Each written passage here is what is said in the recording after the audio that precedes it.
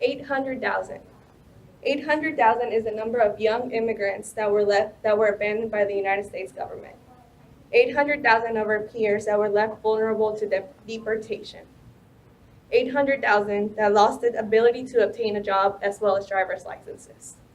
This is what happened when President Trump put an end to the program Deferred Action for Childhood Arrivals, or what we have come known as DACA.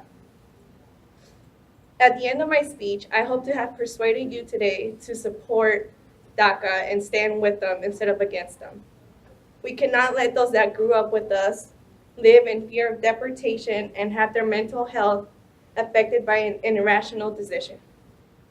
First, I will highlight the problems brought by the end of this amnesty, followed by the solutions and action steps that we together as a community can take.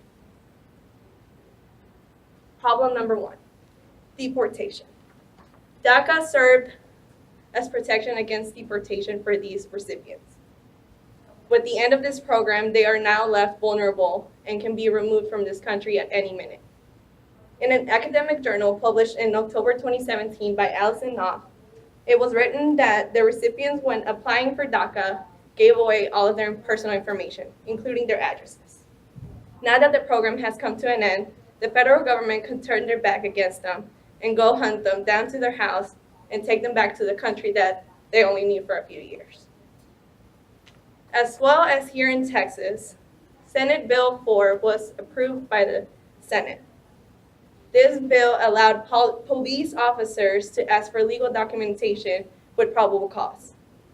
If any of these former recipients were to be stopped by a police officer in any city here in Texas and asked for legal documentation and could not provide any, they would be immediately arrested and taken to customs and be processed for deportation.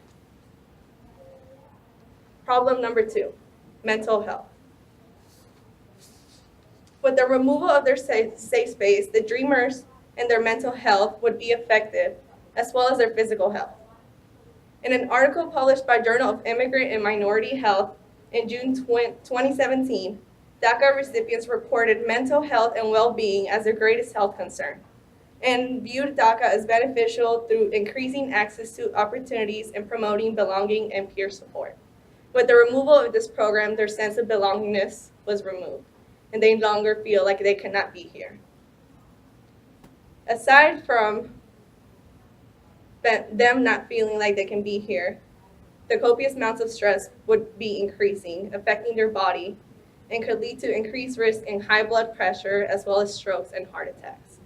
We cannot let them deteriorate their own health because the government decided to stand against them instead of with them. Now that we know DACA can affect those that receive its benefits, it is time to go over solutions and how we as a community can do something about it. One of the most obvious solutions is reinitiate the program.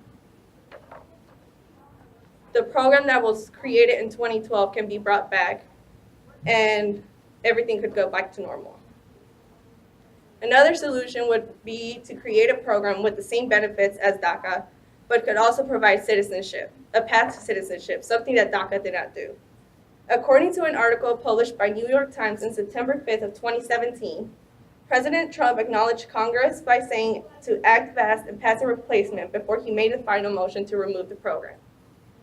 A few days later, after he slated the program down, it was said that Congress had a plan to pass the DREAM Act, which would do the same thing as DACA, but would provide citizenship, something that President Obama tried to do as well, but they denied.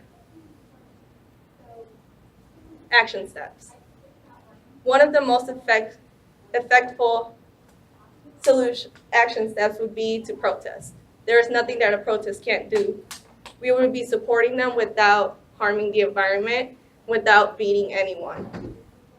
And also to contact our state senators to voice our support for the program, something that they need to know that we are with so they can vote for it in the session. As we come to an end, everyone should be aware that DACA coming to an end has both social and psychological effects. The fear of deportation will spread, and these young immigrants will find themselves suffering from anxiety, depression, and severe cases of stress. This can be stopped if we stand with them and not against them.